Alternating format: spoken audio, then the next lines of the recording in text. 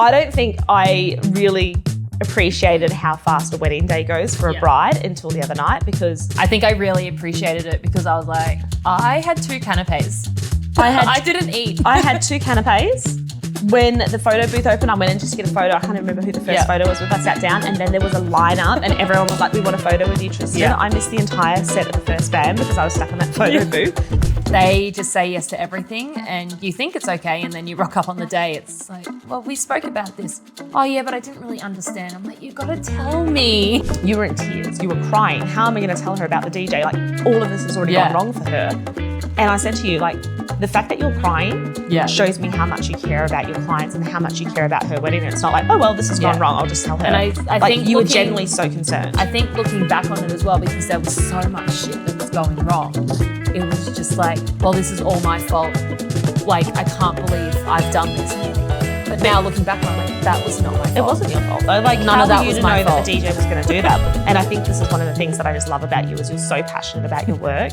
You are so dedicated to those clients. Yeah. And yes, sometimes you might get a little bit emotional if things are going wrong, but that's because you genuinely care. Yeah.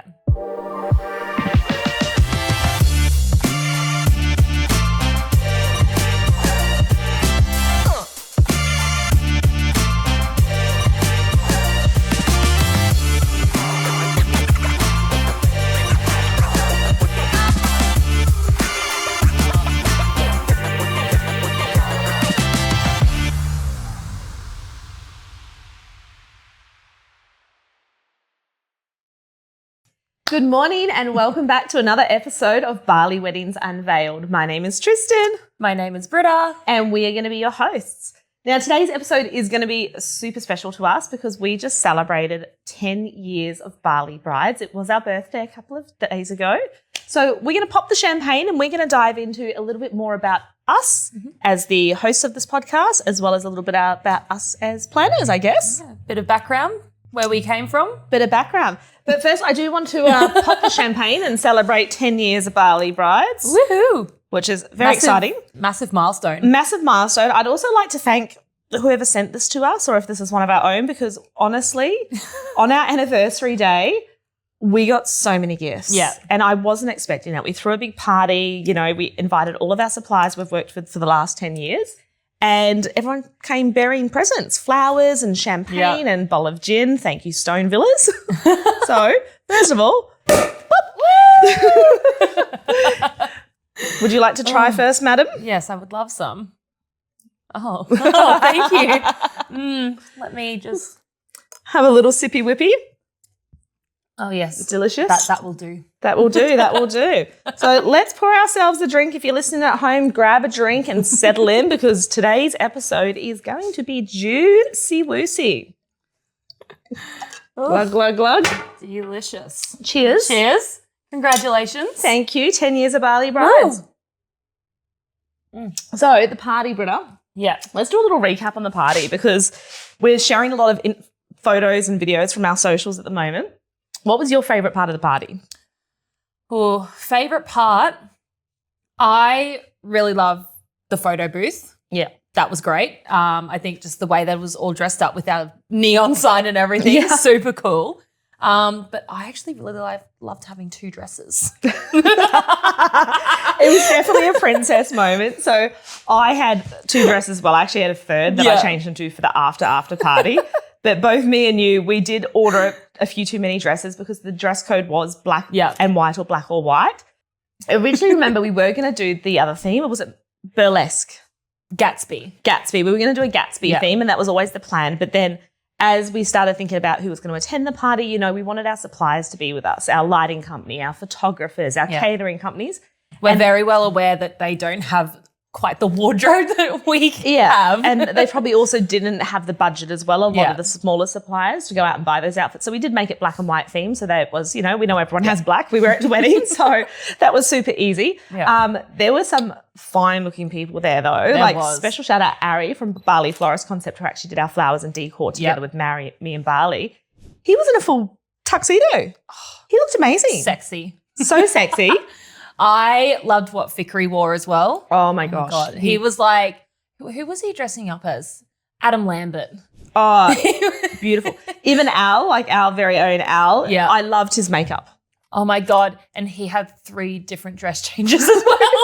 The Bali Brides team, you got to say, when we know how to throw a party. Yeah. So I think my favourite moment of the night was probably the grand entry. Yes. And I know that's like cheesy, but I'm like, all of our couples, they do a grand entry. Yep. We line them up. We send them in. It's such a special moment. They have pyro shots. They have pyro shots. So for the party, we had Helmi MC and she did such a fantastic job. So we came out and we mingled. So we basically went straight into cocktail hour for the party. We had our VIP arrivals from 6 p.m. onwards and everyone was early and on time. Yeah. Which is completely not like Bali whatsoever. I was expecting people to be late and start rocking up at 8, but I think by 7 p.m. we had almost 100 people there. 100%. And by 8 p.m. there was almost 200 people there. Yeah. So how we put everyone downstairs and we lined up and we did a grand entry for each section of the staff, the office staff, the on-the-day wedding help, the remote planners, you girls.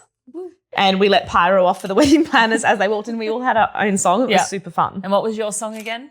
My song was Brittany, You Gotta Work, Bitch. It was so vibey, and the amount of times I've been tagged on social media just the last couple of days of just the grand entry and the photo booth. I think those were definitely the highlights. So epic. Actually, no. Yeah. I know what you're going to say. I gotta say. You got to say. The tattoo The studio. tattoo studio. We had a pop-up tattoo studio by Loyalty Inc. who we use for a lot of weddings. I may now be branded with Bali Brides. I also got the Bali Brides tattoo on my ankle. I'm not going to show anyone who's watching. That tattoo booth was full all night from the moment they opened. Yeah. And so many people came up to me throughout the evening. They're like, oh my gosh, I just got my first tattoo. And I was like, oh my gosh. Don't regret it in the morning. Yeah, and the sign that we put at the tattoo studio said something like, hangovers are only for a day, but these tattoos are not. Choose wisely. Yeah, they're forever. They're forever. So that was super fun. So the party was so much fun. I think we had about 200 people there. Actually, I think it was more because... I think so. I think more people showed up that we weren't expecting. Yeah. And Indonesian mentalities, most people don't really RSVP, and we actually did. We got a lot of RSVPs, but you know, there's always some that don't, and they show up anyway. I think we got about 180 RSVPs in, and I think for the VIP list we had about 50. Yeah, and I want to say there was close to 300 people there at the peak, which was wild. I don't think I really appreciated how fast a wedding day goes for a bride until the other night, because I think I really appreciated it because I was like, I had 2 canapes. I didn't eat. I had 2 canapes. When the photo booth opened, I went in just to get a photo. I can't even remember who the first photo was with. I sat down and then there was a lineup and everyone was like, we want a photo with you, Tristan. Yeah. I missed the entire set of the first band because I was stuck in that photo booth. And when I managed to escape, it was speech time. So we went straight to speeches. I completely missed the buffet. I didn't even... Natasha showed me when they were setting up. It looked absolutely beautiful, but I completely missed the buffet because by the time I had kind of said hello to a lot of people and was getting pulled this way, that way, the buffet was done. It was already like 10:30, 11 o'clock once we kind of just stopped, I guess. But I'm so appreciative, like, in hindsight, that we did arrange the after party. So we had, we turned one of the restaurants in the venue into a speakeasy bar. We put a big curtain around it. We closed it off and we booked the Silent Disco Company, which is brand new to Bali. And we moved our team and, you know, anyone that was left at 11:30 from our VIPs, we moved into the after party room. And that was like the funnest part of my night. It was so much fun. There was only a few of us left and we were partying until 1 o'clock with these You've got a video of me just like on my knees in this room head banging. And no one else is listening to the same song as me, and it's just me screaming and headbanging. I think the videos are great because, like, we were there, we could hear the music. It was so much fun. But then when you watch the video back, it's just like you're a loser on the floor dancing to no music. What the heck are you doing? Pull it together. Yeah, so best night of my life. I don't know what I'm going to do now that that's over. But I guess now we've got a podcast. What do we do now? What do we do now? I'm going to miss you all so much. I do want to take a moment, though, to, like, massively thank a few people. Yeah. The venue, first of all, Opia, Puri Temple Hill, one of our favourite wedding venues of all time. It just feels like home. It's a fantastic place to throw a party. And you know what makes it feel like home? So being a party planner, I planned, you know, most of this event in secret and I didn't tell any of the team because I wanted it to be a surprise. But I went in to set it up and I hired a freelance staff member to help me who actually used to work with us and said, can you help me set up so the team can relax? When we got there in the morning, normally you walk into a venue and all the staff are there and, you know, they're helping. Yeah. There was no one there. They literally opened up the venue and said, go for gold, Tristan. So that is epic. We were there at 10 a.m. and then I think, who was it? Might have been Didda, and she was like, where are the venue staff? I was like, oh, they're not here. This is basically my venue. So it's fine. They'll be here later. And they didn't show up until they needed to be there, which was great. So that just shows how much trust they have in us. So first of all, Puri Temple Hill, I just can't thank them enough for everything they did. It's a great place to throw a party. They've got a later curfew of like 11:30 midnight, which is fantastic. Yep. Our furniture sponsors, Bali Event Hire, Bali Sewa Sewa, Iolco. Honestly, that venue's never looked better with furniture. No. Every piece of furniture that we ordered for the party was just incredible. The teams were amazing. It was perfect. And the whole team all day were just singing me happy birthday, Bali Brides. It was the cutest. Ulang tahun. So cute. Our flowers and decor obviously came from Florist Concepta, Marry Me in Bali. They did a wonderful job. Like, I walked through that venue and I was like, oh my gosh. That wall down the bottom with all the flowers. Even the hanging chef's flowers at the kiss. entry and the candles down the stairs. Yeah. It was absolutely incredible. Moto Photo Booth, who did our photo booth. We had Flip Max on photography, just one of their associates because we wanted the team to attend. And then the social content creator as well. I haven't seen the video yet. I'm so nervous and excited. Can't wait to see I'm that. hoping that comes today because normally, it's 2 to 3 days for Yeah. that sort of stuff. So was there anyone else? Oh, Tipsy Taps. Tipsy Taps. Tipsy Taps, We got Loyalty. Loyalty. Yeah. Amazing. Last minute alcohol orders. Smells like Bali for the alcohol orders. So just everyone that was involved in the party, they're top suppliers when we're using them for our events. And RO Entertainment, oh my gosh. the lighting, Maddie Pickles, the band. Yeah. And then Hair and Makeup by Fikri, the queen. Yeah. The king, the queen. Queen. Like, the whole team just looks stunning thanks to his hair and makeup. So massive thank you to everyone that was involved in that party. I will never forget. I think that was probably going to be one of the best days of my life. Yeah. And massive thank you as well to our behind the scenes team from Bali Brides who did, the neon sign and all of the stationery and they decorated one of the photo booths. Like Our black, beautiful shot wall. Oh my gosh, our shot wall said shots because it's our turn to get drunk. Like, I think that was a real hit as well as people were walking down. I was like, yes, it's our turn. Yeah. And drunk we did get. And like, there was such a good turnout as well from suppliers to other wedding planning companies that came and showed their support. Our house currently looks like a florist. I don't even know where this came from because I reckon we've got about 30, 40 bunches of flowers. So funny. I'm just like walking behind you as you enter your villa yesterday. I'm like, just wait for the reaction. Just absolutely everywhere. We don't have a dining room table. No. We don't have a kitchen bench. There's flowers we have all to through have the lounge room. dinner on the couch. Yeah. So just, massive thank you to everyone that was involved in that. I don't know how we're going to move on from that. But now we've got this podcast to focus on. Yeah. Now we've covered off, what episode are we on now? We're on episode 5. Yep. So I feel like we're getting good at this talking thing on camera. Still learning, but Still learning. Today we're kind of just going to deep dive and just to ask, like, who are we? Why are we qualified to be talking about weddings? So let's start with you, Britta. You've been with us now for how long? I think maybe coming up to 4 years or 4 years. I don't know. It's a bit weird because COVID was in the middle of that. So it's a grey area. It's a grey area. And how did you, like, what inspired you to reach out and apply for a job with Bali Brides? I was in a job that I just was not liking at all. And In Bali? I was working at a beach club. Wasn't the best. We won't go into the details. But yeah, I had a mutual friend that her husband worked at beach club as well as the videographer. And yeah, she said, I know you're not enjoying this. I am working in the same office as Tristan from Bali Brides. Do you want me to see if I can get you in, basically? Yeah. So I was like, yes, that would be amazing. So I sent through my CV and I think it was within maybe an hour of you receiving that. I was at work. You tried calling me on WhatsApp, messaging me, emailing me, all of these different areas. You have to understand, finding good staff in Bali is very hard. Yeah. And we already had at that stage Yanti. We had Hayley, I believe. Or did Hayley come afterwards? And we had Mita. Yeah. And we were looking for another planner, but the problem is all the planners applications that we get, they don't have the experience. Yeah. They think it's going to be a really easy job. But most importantly for the Westerners that apply, like, I want someone that's lived here for a minimum of a year because Bali is not an easy place to live. And I don't want you to come in 3 months and I've booked you weddings for next year and you go home. I feel like that was a bit of a leap for you as well, though, because I'd only been in Bali for 6 months. Yeah. So it was like, typically, I think back then you were looking at someone who had been here for a minimum of 2 years. Yeah. And I hadn't really hit that benchmark, but I was so adamant to stay. Yeah. It was like, if I wasn't going to make this work, then I have to go home. So Bali Brides was like my last resort. Do you know what I think on your resume, what the kind of thing for me was? It was very similar to my resume at your age. Yeah. but you had an advanced diploma in hospitality. Mita has the same thing. Yeah. Hospitality workers going into wedding planning are so good because you're already used to customer service. Yeah. You're already used to like making the people happy. You already got that bubbly personality from working in hospitality. It's just like such an easy transition once you're, across because you do want to make people happy, and making a bride happy is very important. Yeah.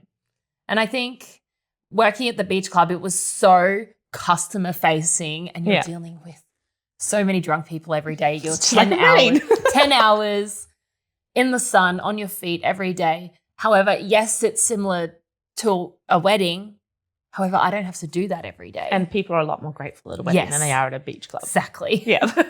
So what were you doing before Bali? What's your background? Where are you from? Before Bali, I'm from Brisbane originally. So lived there my whole life. It was a bit of a stepping stone. I straight out of school, went straight into TAFE, got my diploma in hospitality. And then during that, I got a job at the Glen Hotel in 8 Mile Plains. I've been there.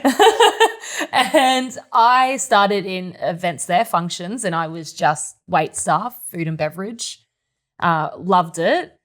And then a job came available at the hotel in accommodation. So I was working both jobs for a little bit, food and beverage attendant in functions and front office staff just at the hotel, check in, check out, etc. And then a job came available as a duty manager at the accommodation side of things. So I said goodbye to functions and moved into the manager position. I was probably there in total at the Glen maybe about 3 years, I think. And then suddenly my job wasn't available to me anymore. I got made redundant. Wow. I was absolutely devastated. I was 21. I was going to say, at that age as well, being made redundant, something you think of like. Yeah, I thought it was like the downhill spiral of my life. I thought it was the worst thing to ever happen to me. And I was like, dramatic. I'm never going to recover from this. Like, because I thought it was all my fault. You don't quite understand what redundancy means, like getting let go. And I rewind to probably a few months before that happening. I was actually in Bali for the first time for a week for one of my mum's friends' 40th, I think it was. And we went to this beach club. The owner is friends with my mum. Yep. And basically interviewed me on the spot. Sounds like what I do when I meet people. Yeah, exactly the same.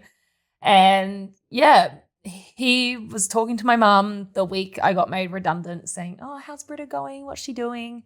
And she said, "Well, she's actually just got made redundant. Like, she's devastated. She's in bed right now." I was like, "Do you think Britta would ever move to Bali?" I was like, "Yeah, probably." Mum comes into my room. She's like, "So, would you move?" I was like, "Yes." Get me out of this country. It was that fast. Yeah, it was that fast. So within 2 weeks of that happening, I was in Bali. That's wild. And then you started work straight away? Yeah, started work straight away. I was all alone. Was it a culture shock, seeing as you'd only been to Bali once before? Like, what was the hardest part about moving to Bali, do you think? I think just knowing no one. It's very lonely. Yeah. It's really hard to make friends. Especially back then. Yeah, especially back then. Canggu was dead quiet compared to what it was now. non-existent. It wasn't really a thing. So it was gorgeous. I loved it. But yeah, definitely it was a very big culture shock, and just trying to get, because when you're in Australia, you have a routine. Yeah. Bali, it's not great for routine. I've been here 10 years and I still don't have a good routine. Yeah. I was trying to get to the gym on a weekly basis. It's like, yeah, I'm going to go to the gym in the morning, and then something comes up and it's like. I worked a wedding last night. I get home to 1:30. My feet are sore. Yeah. I'm tired. I want to lay on the couch. Yeah. I just want to go for a swim in the pool. Yeah. So I think it's a very big, I don't know, what's the word for it? It's a change. It's a change. Yeah. So I worked there for 6 months. I made lots of friends. I had my group of girlfriends, expats, all from Australia, which was really handy. All from the Gold Coast, actually. Wow. And yeah, that was my life for 6 months. And then I found you. So thank God. You came for an interview and I took you to an industry party, and I think you started the next month. You went back and handed in, No, actually, you were like, "I'll get back to you by Friday." And I was busy. She did not get back to me by Friday. And I went to Uluwatu with my friend for the weekend. do you reckon? Should I just email her? Like, I haven't heard anything. I need this. Like, I'm about to leave. Like, yeah, email her. There's no such thing as ChatGPT back then as well. So me trying to type up an email, I'm like, what sounds pushy but not pushy? Make this less pushy. And I basically said, hi, it was so nice to meet you and come to the industry event the other night. Yeah. Can I basically have the job? I would love to work for you. And yeah, I think you got back to me the next day and the rest is history. And that was that. Yeah. And so what would you say has been your favorite part of the job so far? I love the flexibility of it. I love working in an office, but I also love being on my feet. Yeah. So not being constrained to an office is a dream. Yeah.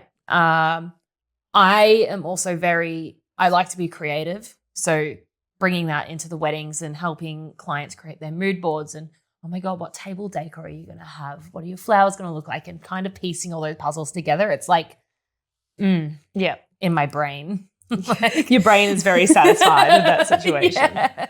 And what would you say the biggest challenges you have are? Challenges, I feel like the communication with suppliers. Yeah. Oh. Which it's none of our fault. It's just what it is. And you got to adapt and overcome. Yeah. Which it's easy to do. You just got to have a lot of patience in this industry. You got to have a lot of patience when it comes to Bali. I think you also need to have the understanding of the culture and that sometimes, not everyone, but Indonesian mentality is if they don't know something, they won't admit to it. They'll just agree and say yes. Exactly. Which can lead to a lot of mistakes, especially, in the wedding industry. Yeah. They just say yes to everything and you think it's okay and then you rock up on the day. It's like, well, we spoke about this. Oh, yeah, but I didn't really understand. I'm like, you got to tell me. Well, this even happened for the party. So I had obviously multiple conversations with the styling decor companies that we were onboarding and I had a very specific vision.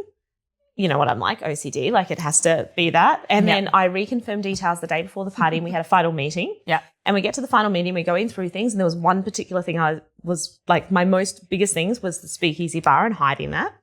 And then having the downstairs quarry area.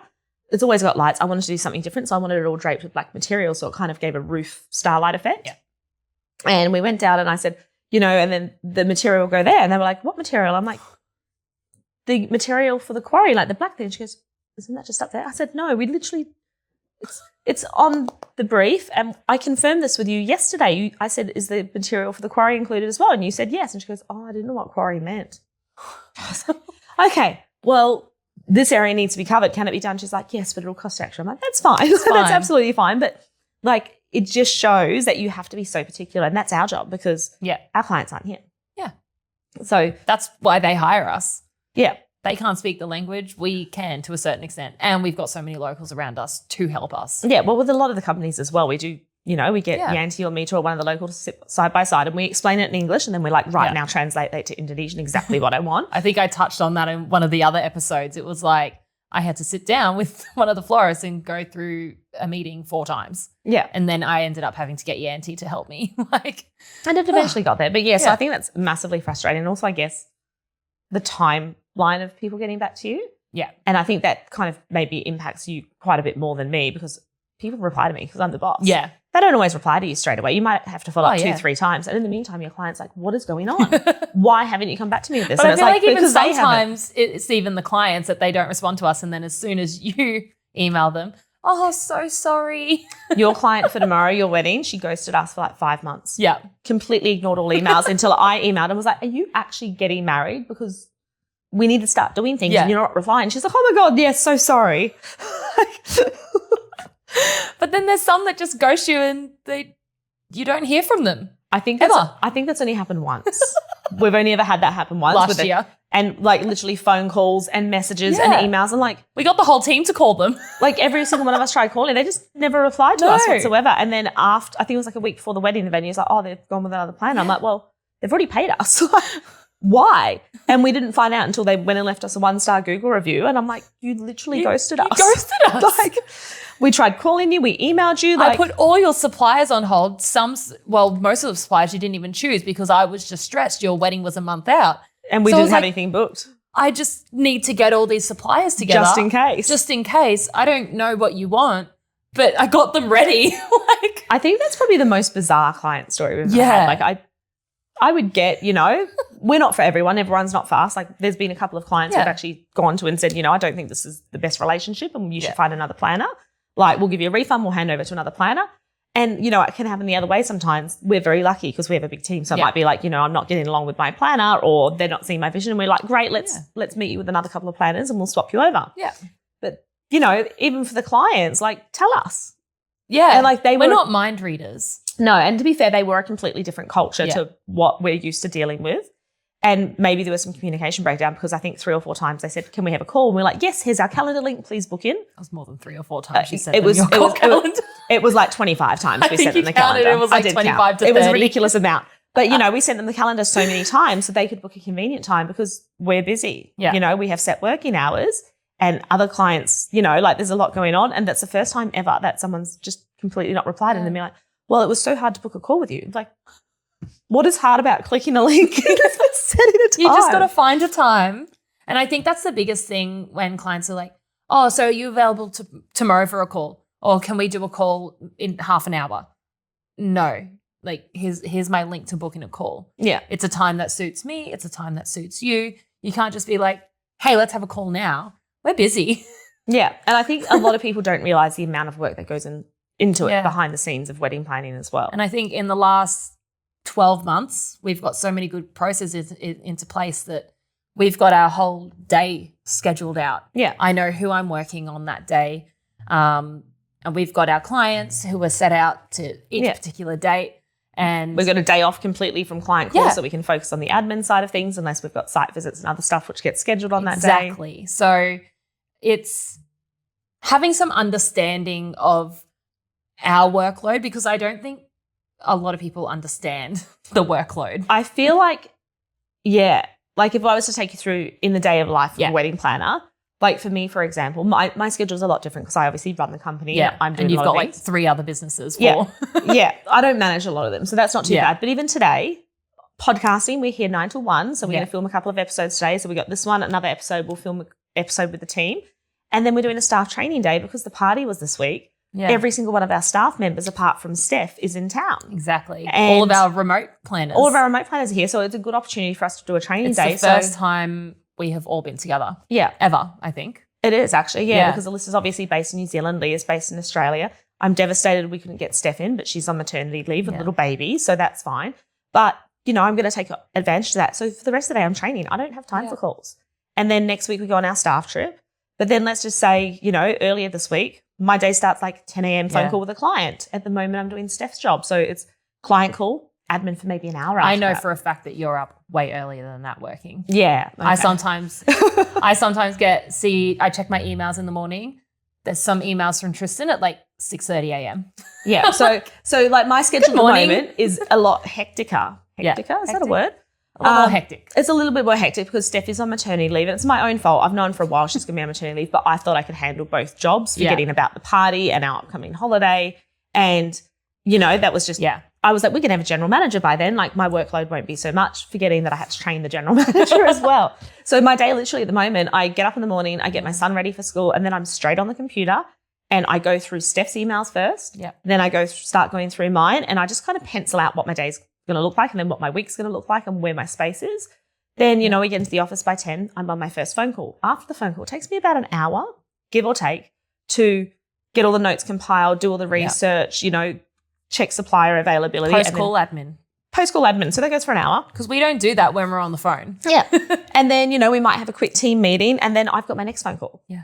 And then, an hour after that. And then by the afternoon, I'm then like, okay, let's go through my emails. Yeah. Which ones are important? Let's go through those first. And then I've still got emails up until, 10 o'clock at night. Yeah. And the backwards That's where and forwards, you'll find us sitting on the couch working. And the backwards and forwards, we've got suppliers that we'll contact. And then I'm bad at this. I don't know how good you are, but I will contact them, let's say today. Yeah. Hey, can I please check your availability for this wedding? And then a week and a half might go by and I'm like, oh crap, I haven't heard back from that supplier. And then I have to go back and email them again. Hey, just following up on the below. And then that might happen 2-3 times before we actually get a reply. Oh, that happens all the time. Yeah, so that's like a big part of our day. And then if, I get a client that just messaged and say, hey, can we have a call? Well, no, because my whole day's scheduled out. Yeah. These are the times that I dedicate to calls because it's not just the call, it's the admin after the call. Even just getting a random call throughout the day when you're so focused and you're working, you're so heads down. You're onto it. Like, I got this. And then someone rings or someone tries to get your attention in the office. I hate that. It's just... I lose everything. So I have like 2 work modes and it's not anything outside of that. And it's like I very casually do everything, but then I'm like talking to that person, I'm talking to Amwa, I'm getting bills paid, and I can do everything at once. Yeah. And I do everything at once half-assed, let's be honest. Like it gets done, but it takes me an hour to do something. It should take me 10 minutes because I'm doing everything at once. Or I'm hyper-focused. Yeah. And that's probably the ADHD going. And if you interrupt me while I'm hyper-focused, I'm like, don't talk to me. Yeah. No, and I'm like head down. I feel like I'm really good at that. I know when not to disturb you. Yeah. And I just sit there and I wait. And like if I do need you, I message you. I'm like, hey, can I just have like 2 minutes? Yeah. And then you will get back to me when you can. I cannot be interrupted when I'm hyper-focused because I'm like on such a mission. It might be something simple like doing a rundown or a wedding brief, which can take, 2-3 hours to get it perfect. So long. And people don't realize the amount of hours. Like I would say that I spend at least 70 hours on every single wedding on admin. Yeah. And that's just the backwards and forwards and the emails and the revisions on the mood boards and this invoice is wrong. Can you please fix it? We wanted 7 hours, not 8 hours or whatever it's going to be. There's so much backwards and forwards. Yeah. And then transferring that all onto our very detailed wedding brief to make sure that all the details are perfect. So there is a lot of, things that go in behind the scenes and the supplier issues. What would you say your biggest challenge to date has been? Actually, I think it was landing in Bali last year. I think that's been my biggest challenge. I think it was landing back. I was so excited to be back. Still am. Yeah. Thank God. But it was just, I came in. I think we had a few days to settle in. I think we went to a beach club and we went out to dinner or whatever. You had 2 days. You landed Friday. I put you to work Monday. Yeah. And went straight to work Monday. And you told the whole team that you were going to be offline for, I think it was like 3 days while we did full handover. And I got lumped with 30 clients. 25. For the next 2 years. It was 25. It was like 30. It was 25. And I know because I counted them because what happened is we obviously offered you the job back because COVID hit. Britta went home. You were supposed to be gone for 3 months. Yeah. 3 years later, the job offer came back through. We're ready to have you back, Britta. Okay. And I basically said to you, because originally you couldn't come, you had commitments, I think, up until May. So you weren't due here until May. So I was like, look, we'll give you 5 or 6 weddings for the first year. And then the following year, we'll start you back again and, you can get into it. And then we got smashed. Yeah. Like as soon as the borders opened, like bookings were coming in left, right and centre. And I, at the time, had employed a salesperson to help us to just, do the bookings because that was a lot of admin. And before I know it, I was like, oh, Britta, you've got 4 weddings. You've got 5. Oh, you've actually got 10 now. I'm at like dance training and I keep getting these pings on my phone. Oh, I put you another one. I'm like, woo. I'm like, how many is this now? Yeah. Well, also you didn't end up going away, so you actually landed a lot earlier than you were. 2 months earlier. You came in like March or something. Yeah. So when we knew you were coming back in March, we're like, well, great, we can give you some, one wedding in April. And before we know it, you had 25 weddings and you landed and I was like, I am so sorry because the salesperson just was, sign up. He wasn't thinking that, we actually can't do that many weddings in a year. And you can't give someone back-to-back weddings because they can't finish at 1 a.m. and start again at 10 a.m. Like, that's not okay. And that's exactly what happened. Yeah, sorry. We learned from that, though. Yeah. We don't do that anymore. We don't do that. And so just touching on that, you said you landed back. What did you do during COVID? During COVID, landed back to Bali. I was on the last flight back to Brisbane, literally the last one. Didn't work for maybe 4 months, maybe. Because nothing was open. Yeah, Lockdowns were horrific. Melbourne and Perth, I think, were a lot worse. But for Queensland, I think we weren't allowed to travel more than 50 kilometres. I couldn't even go to the Gold Coast to see my Bali friends. So, going back, I worked at a American barbecue low and slow shop.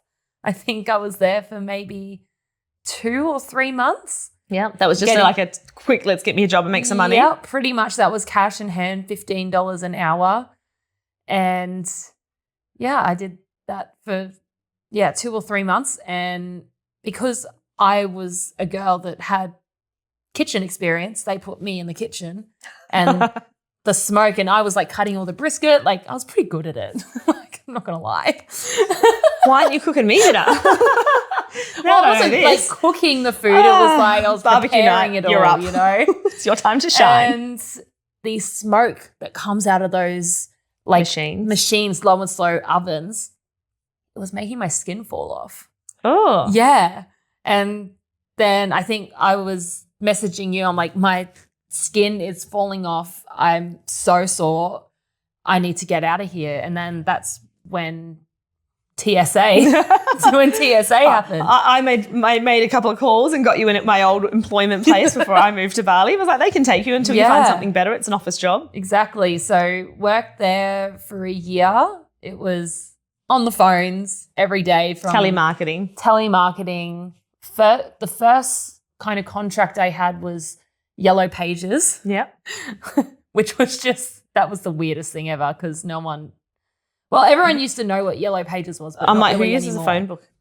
Exactly. And they were trying to sell like these online tools. And I'm like, I don't even quite understand it myself. How am I meant to sell it to people?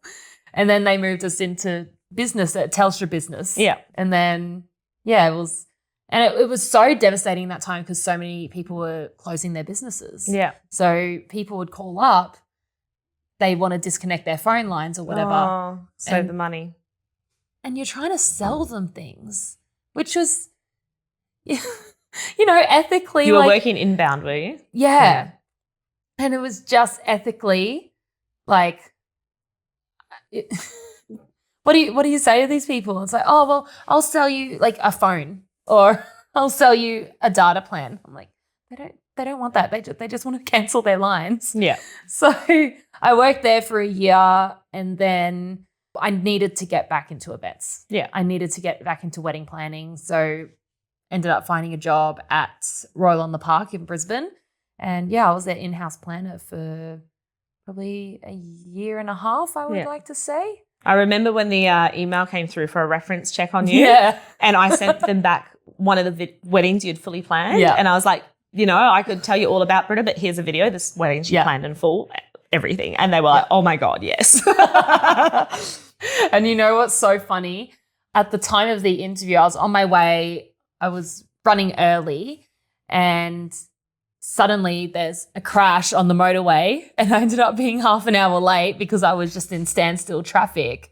And I'm like, I was so desperate to get this job. Yeah. So I called because I didn't have their number. Yeah. And you can't pick up your phone while you're driving. And I called Mum on hands-free and I'm like, Mum, you need to call Royal on the Park. I'm running late. I've been stuck in traffic. There's been a crash. And she called Royal on the Park, my old manager, Tammy, and she said, hi, I'm calling on behalf of Britta Peterson. She is just running late. She didn't say that she was my mum or anything, but Tammy knew it was my mum and she thought it was the cutest thing in the world. I can only imagine how flustered you would be because I see you get flustered over like, where were we going? Oh, the concert. When we went to the Coldplay concert, you were like looking at the clock every 5 minutes because we're in traffic. I'm like, it's not going to get us there faster, Britta. Like, yes, stop looking at your clock. So post-COVID, what do you think the biggest changes were in the industry when you came back planning weddings before COVID to planning weddings after COVID? Was there much that had changed for you? I don't think much has changed. However, I think Bali Brides perspective, yes, we have evolved. We've adapted. There's so much better processes and just the team environment that you've built. It's changed astronomically. Suppliers, we get new ones in. Yeah. They're all the same lovely people that we've always worked with. So nothing really has changed. I think we just have a lot more choice now. And there's a lot more freedom, I feel, with suppliers and because there is so much choice. Yeah. But it's easy. I feel like wedding planning is easy if you want it to be. Yeah. I feel like wedding planning is easy if you know what you're doing. Yeah. And we're very blessed because we obviously live here. We're based here. We've been doing it for a long time. I think what a lot of people don't understand is we have a full-time job wedding planning. Yeah. Like, I don't understand how people think they can work their full-time job and then plan their wedding as well on top of that by themselves because it's so much work. Yeah. And, you might be able to book in a few things by yourself, super easy. Like, yes, I'll book my hair and makeup, photo, video. But then, you hit all the snags of coordination, who's going to do your wedding brief, who's going to run it on the day? How are you going to make sure your lighting is how you want it to be? I can't even count how many weddings I've showed up to where the lighting is wrong. Literally, my last wedding at Bali Beach Glamping, I took Alyssa. It was Alyssa's wedding. I coordinated. Yeah. I sent them a floor plan. This is where I want it. They rung me in the morning, and I said, I want the lighting set up this way, not that way. I know, like, if you can't play along at home, you can't see my hands, but I wanted a specific way facing the ocean. And when I, and I wanted it to the side of the ceremony. But when I got there, they'd set it up all over the ceremony. I was like, no, take the poles down and put it over there where I want it. So I don't understand how couples think that they can plan their wedding. Or even K-Resto. They set it all up on the public space, not public walkway to the beach. Yeah. So it fascinates me that people think they can do this, what we're got a profession of full time. Because that bride wasn't there. No. How was she meant to, is she just going to rock up and hope for the best? Yeah. I think that's the biggest thing when it comes to wedding planning. Like, yes, I feel like I use the term easy loosely because sometimes it's not. It's hard just getting through to people. But I think the biggest thing is just trusting your planner. Yeah. I can't give anyone any more advice, but you just need to bloody trust us because we're the ones who live here. We know the suppliers. We know the people. Yeah. We know the language to a certain extent. Do you know what I find funny when you say, like, trust your planner? I've just had someone come back to me and say, we've found our own band, we've booked it directly. I'm like, that's great. That's fine. The only issues we ever have on wedding days, like, I feel like there's always issues, but the big issues are when couples book their own suppliers. Yeah. Because they're like, well, we haven't heard back yet. That's because the suppliers we work with, they're amazing. Yeah. So they're busy. They're out of office for weddings. If a supplier answers me in 5 minutes, I don't know how trusting I'd be because I'm like, what are you doing that you just have time to sit on your phone all day and answer my messages, Exactly. Like, if you're getting answers straight away, it's because they're not busy. And they're not busy because maybe they're not good or maybe because they're new or for whatever reason. But every single major issue we've had at weddings is when couples book their own suppliers. Yeah. I've never had couples book their own suppliers and not had issues with it. Whether it's they're showing up late, to they've brought the wrong flowers, or we've shown up at a wedding and, fake flowers. I'm like, you can spot that they're fake flowers from a mile away. They're disgusting. But that's, the client didn't confirm with them. Yeah. These flowers you'll see are beautiful, little bit dead because they're a few days old. I've gone to weddings and the flowers are like this. I'm like, those aren't fresh. Because they reuse them. To save money.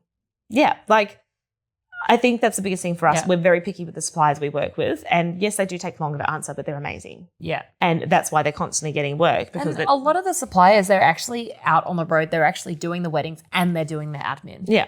They don't have just admin people sitting around answering all the emails. Yeah. And even if you do have admin, like we've got admin people. Yeah. But they're paying invoices. They're going shopping for hangover kits for us. They're making the stationery. Yeah. They're not frontlining with the clients. No. So even then, they couldn't answer the emails. We got to be the middle person. Yeah. We get all the information. We share it to the client and then vice versa. Yeah. And do you think you're going to be in Bali long term? Yeah. Yeah? I reckon. Bali's home now? Yeah. I mean, you've been here, 2 years post-COVID? 2 years before. It's a good chunk of your working life. Yeah. I went home for, I think, almost 3 months, 2.5, 3 months over the Christmas break this year. By the end of it, I came back with like $50 to my name. Oh, Australia's expensive. Australia's so expensive. I do have a car back home. So even just driving that around, I was paying $80 a week in fuel. Like, gross. Yeah. Whereas I fill up my scooter once every few months and it's $10. Yeah. Like, you just can't really compare those things. I think the lifestyle here, you get a lot more money, a lot more for your money because things aren't as expensive here. I have seen so much more sunshine than I would have back home. Even with the rain that we had last night. And I'm getting like a tan now. Like, I'm tan, but I feel like that's because I work outside a lot lately. In off season, my colour will just pale down because we're on office and admin work. Yeah. It's just a really nice lifestyle. I feel like we've built our own little family here. Yeah. And my parents, they love that I'm here. Yeah. They actually said to me a few months ago when I said, I feel like I'm behind because, you have that little mini freak out. I said to them, I feel like I'm behind. I feel like I'm meant to own a house or an apartment or something, You're looking at what society expects of you. I know. And I was like, what happens if I do come back to Brisbane? I'm going to have nothing here. And Mum was like, Britta, you're not coming back. Like, she said in the nicest way possible, like, this you're going to be traveling for the rest of your life. Oh, yes. Brisbane, like it'll always be here and you'll always come home, but that's no longer your home. Yeah. It's not your base. That's funny because my dad said something similar to me. You know, it must have been post-COVID, we were just like things were getting better. Yeah. And, you know, I said to him, I want to like do a few things. And, you know, I've got a house in Australia in Perth. That's my base for me and Christian. Yeah. And the intention of buying that house was that eventually when he hits high school, we'll go home and I'll do FIFO. I won't need to be here full time. Yeah. I'll come in for my weddings. I'll look after the team. We'll have a manager in place. And, you know, I was talking to Dad about the house and he was like, Tristan, you'll never live in Australia again. And I was like, what do you mean? And he's like, your life is too good in Bali. Yeah. Like it's so affordable for you. Christian has a great life. You have a great life. You're always traveling because you can, because it's affordable because, you know, you're living there. And I'm like, yeah. And I don't think I realized, like I still in my head was like, I will go back to Australia one day and I'll live in Australia. And now it just doesn't hold that appeal for me. But I guess that's also good because it means, you know, I'm working in a job I love, which not a lot of people can say they love their job. I generally just love what I do. Yeah. And I think I touched on that in my speech at the anniversary party. You're crying like a baby. But it was just like, I said this in my speech. I was like, I wouldn't want to do this anywhere else with anyone else. And I'm like. It was so sweet. Yeah. You did. You made me cry. That was the goal. That was the goal. Well, you nailed it. So Bali's going to be home for the long term. Yeah. That's good. That's my life. Well, good because we've booked your weddings all the way through till 2026. So for our 2026 and 2027's coming up. Like, I've taken 2 inquiry calls for 2027. Absolutely wild. So that's good. That's a good long-term thing. And that's one of the things we mainly look for. We want people that are here long-term. Like one, you need to be, this is going to sound really weird coming from like a business, but you need to be family. Yeah. Because we work so closely together that we go through all the stresses together. Like, we need to support everyone through their ups and downs because what we're doing is amazing, but it's a very high stress job. It is. There is a lot of pressure in planning somebody's wedding because that day has to be perfect. Yeah. It's not their birthday that they have every year. Like for most people, this is a once in a lifetime thing and they want their day to be perfect. Yeah. And the pressure on you to make sure that happens and the things that clients don't realize is just how much goes wrong in the lead up to a wedding and that, you know, you're not like, oh, well, like it's their problem. Yeah. Like we're trying to fix it for them. I think that's a perfect example of one of my, well, it was meant to be my last wedding of the year last month. And it was, we had the DJ drop out. We had. He didn't drop out. He was booked. He was booked. And then he basically said to you. 2 weeks out. 2 weeks out from the wedding. Oh, sorry, my visa ran out, so I'm not going to be able to do the wedding anymore. Yeah. Like, we've booked you. I confirmed with you multiple times as well. And then in the over text and face to face. And for the same wedding, I remember that our celebrant, not his fault at all, had a medical emergency. Yep. He's now out of action for the rest of the year. Yeah. We've had to replace him. And then there was one more thing that went wrong. Tables. The tables. So I wouldn't say that went wrong. I think there was just miscommunication that the client thought they were getting. Yeah. Like tables were included. And they are. For most catering companies, they're included, but they're banquet tables. They're not, you know, beautiful wooden tables or black tables or white tables. They're just a table with a tablecloth and she didn't want that. And so I think the biggest thing for me, which I said to you, you were in tears. You were crying. How am I going to tell her about the DJ? Like all of this has already gone wrong for her. And I said to you, like the fact that you're crying shows me how much you care about your clients and how much you care about her wedding. And it's not like, oh, well, this has gone wrong. I'll just tell her. And I think you were genuinely so concerned. I think looking back on it as well, because there was so much shit that was going wrong, it was just like, well, this is all my fault. Like, I can't believe I've done this. And I'm like, but now looking back, I'm like, that was not my fault. It wasn't your fault though. Like, none of that was my fault. Know that the DJ was going to do that? Like, I personally rung the DJ and I let loose on him. You reamed him. Like, unacceptable. And for him, he was just like, oh, sorry. Like, no, it's someone's wedding day. You can't just say sorry. Well, Britta didn't reconfirm with me or I haven't heard from her in months. And I'm like, I haven't heard from her since she booked. You don't need to hear from us. We've booked you. We've booked you. You should be available. Yeah. We don't. It's not every month. Oh, hey, just making sure you're booked in. Like, do you know what a massive waste of my time that is? Yeah. But that's not normal. Yeah. So, like, it is a very high-stress job. And for you, I said, look, I'll call the client person and I'll tell them about this because I think it's better coming from me because you were very emotionally invested. Yeah. But I also think that's a great trait because, you know, if something goes wrong on the wedding day, you're not going to go stress the bride out about it. You're going to fix it because that wedding is your wedding. And I think the biggest thing, as much as you could be having a shitty day, like you've got to have a smile on your face. So every time I would go out to see those clients, like I'd have a smile on my face. And I think it got towards the end of the night because, you know, you just do that so much throughout the year. And it was the end of the peak season. It was my last one. And I was like, Tristan, I don't know how much more of this I can handle. No, you know what happened? We say only 3 things happened, but then the icing on the cake, literally. The cake showed up and the cake was wrong. It was missing a tier. Yeah. And at that point, you messaged me and I knew there's only certain things that you can handle. Yeah. And you can handle a lot, but that was like, you were at breaking point. Yeah, I was like, I'm on my way. I will come. I was done. And I arrived. I had to take you outside. I had to give you a cry and say, like, again, it's not your fault. Like, there was nothing you could have done that cake, you know? And as much as, you know, we're all human, there is going to be human error. Yeah. And every company is entitled to human error. Like, you know, it's going to happen. Before we ordered champagne glasses and then it came up and it was actual champagne, but I just wanted glasses. You know, like human error happens. Yeah. And it's not your fault. It's how you handle it and how you fix it. And I think, you know, for you that particular day, it was really heartbreaking because I'd already seen how stressed out you were. Yeah. And the clients will never know how stressed out you were. No. They're going to blame you because, you know, that went wrong and that went wrong and that went wrong. But exactly. 1, it wasn't your fault. And 2, you did everything in your power to fix it. Like before, you know, you'd even told them about the DJ. We already had replacement DJs on hold and pricing and ready to go before we told them about the celebrant. Like you could have just gone, DJ's not available. Yeah. Do you want me to get a refund? Yeah, like, you know, you already went to them with solutions. But I think a lot of people don't realise how high pressure the job is to make sure everything's perfect. And if your wedding planner's not crying because things have gone wrong, like, do you really want them as your wedding planner? Are they a real wedding planner? Yeah. Or are they just... And we have had issues in the past where we've had, you know, wedding planners on board with the team. Yeah. And they've messed things up. You know, again, human error, I'm pretty lenient as long as we can fix it. Yeah. But they haven't cared. No. They haven't cared that they've messed it up. And my biggest thing is like, this is my business. It's my reputation as well. Like, you can't take the client pink flowers when they ordered red. No. Like, no. And you can't just go, oh, whoops. Like, no, you need to be more in it than that because this is somebody else's dream day. And I think this is one of the things that I just love about you is you're so passionate about your work. You are so dedicated to those clients. Yeah. And yes, sometimes you might get a little bit emotional if things are going wrong, but that's because you genuinely care. Yeah. Thanks. You're welcome. Love you. I love you. So is there anything else you want to tell our viewers about you, Britta? About me.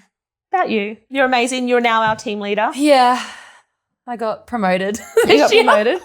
So Britta's been with us for a while now. She is now officially the team leader of all the other wedding planners because someone else needs to be there besides me or when I'm busy and that thing. So you're now the person that everyone goes to from the team, which is great. You can go on a holiday and you cannot get disturbed. Yeah. as much. You know, I think it's really good as well because the girls do really look up to you. Yeah. And, you know, you've been with us quite a while now. Your weddings are great. Your clients love you. You know, you're very good at problem solving now. So it's great that you've stepped into a position. I will say, like, Yanti would have that position in a heartbeat, but she doesn't want it. She doesn't want it. Yanti is very she is happy so just happy planning. being a wedding planner. Yanti loves the planning. She doesn't like, well, not the admin, but she's not really a delegator. She just likes staying in her little own corner. Well, she just loves what she does. She doesn't want to do anything else. Like the amount of times I've tried to promote that girl is ridiculous. And she always says, I love you. You're the hardest worker I know, but no, I just love what I'm doing. I don't want to do anything else. I'm like, okay, that's completely fair. Like, you know, she's found her niche. That's exactly what she loves and she's killing it. Yeah. Like why? She's the best. Why change something that's not broken, I guess? Yeah, she's freaking awesome. She's so good. But yeah, about me. Just Hi, I'm Britta. I'm a wedding-aholic. I'm a workaholic, wedding-aholic. Yeah. Yeah. Weddings is like, you have, what is it, 5-6 months of the year where you would just head down, bum up. But those other 6 months where you actually get to breathe and enjoy life in Bali for what it is, I think that's the biggest gift of the job. Yeah. I mean, the last week as the team's been arriving, we've done quite a few fun things. Like, you know, we've done a beautiful brunch by the beach in Nusa Dua the other day and just like, you know, walking those guys into that venue, they were like, oh my gosh, this is where I you was live. privy to some of that, most of that information because we live together and we sit on the couch and you're like, oh, Britta, how about this? What do you think of this? Yeah. So I was like, it was just so much fun seeing everyone's like, what? Yeah. Yeah, it was epic. Yeah, so we get to do a lot of fun things. So that's a bit more about Britta and, you know, why she's the perfect podcast co-host, I guess, because not only is she an amazing wedding planner, but she's also our team leader, which is why I've asked her to come on here and co-host this with me because I think she's going to be the most knowledgeable and the most talkative Talkative, yeah. Talkative. Probably. Because we can talk a lot of crap. We can talk a lot of crap. So I hope that gives everyone some more insight into, a little bit more about our team and about us, Britta, and why, we are hosting the show. What are we hoping to show the viewers in the upcoming episodes and, the next year? What can they expect from us?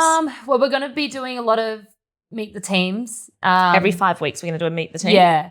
And then monthly recaps. So the ins and outs of what's the happened wedding that month. days. Yeah. What's been happening?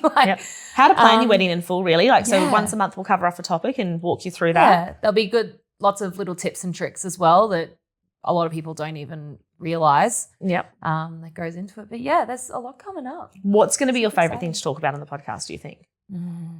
I can't wait to sit down after a wedding day and talk about the wedding day. Yeah. And we've had a lot. I think that's the problem at the moment. We've had so many weddings that, they're not that they're mushing into one, but I'm like, was that at that wedding or was that at that wedding? Whose wedding was last month? Because you do see a lot. Yeah. And especially the last few months where we've had 3 weddings in 4 days, it's like, wait, was that on Saturday or Friday? I think by the end you're so overtired as well that you just want to lay down. Wedding hangover. The wedding hangover is real. Yeah. All right, amazing. Well, thank you for telling us a bit more about you today, Britta. It's been really good to kind of dive into a bit more about you personally rather than just as a wedding planner and kind of suss out long term so our clients know what to expect from you moving forward. Yep. On the next episode, what are we covering on the next episode? Have we decided? Actually, we have. Have we? We have. It's going to be why should you choose your wedding to be in Bali, first of all. Why choose Bali as your destination? Yeah. And also we're going to be diving into our favourite venues. Yeah. And how to choose a venue in Bali because there are hundreds to choose from. So next episode. And they've episode, all got something special about them. All got something special. So we will dive into that more on the next episode. Yeah. But for now, if anyone is listening, if you're watching on YouTube, please remember to like, subscribe and comment and tag 2 friends because we are doing a giveaway. It's going to be drawn on Valentine's Day. One very lucky listener is going to win an iPad. So it will help you with your wedding planning. Reply to our emails. Please reply to our emails. Don't ghost us. You can listen wherever, whatever you do with this podcast. And then also AirPods. So you can listen to our podcast at home and in the car or at the gym or whatever you're doing. So please remember, please leave us a comment. If there's any topics as well you'd like us to discuss, please pop it down and we can note that for future episode. Great But idea. for now, thank you for joining us for another episode of Bali Weddings Unveiled. Woo. Woo!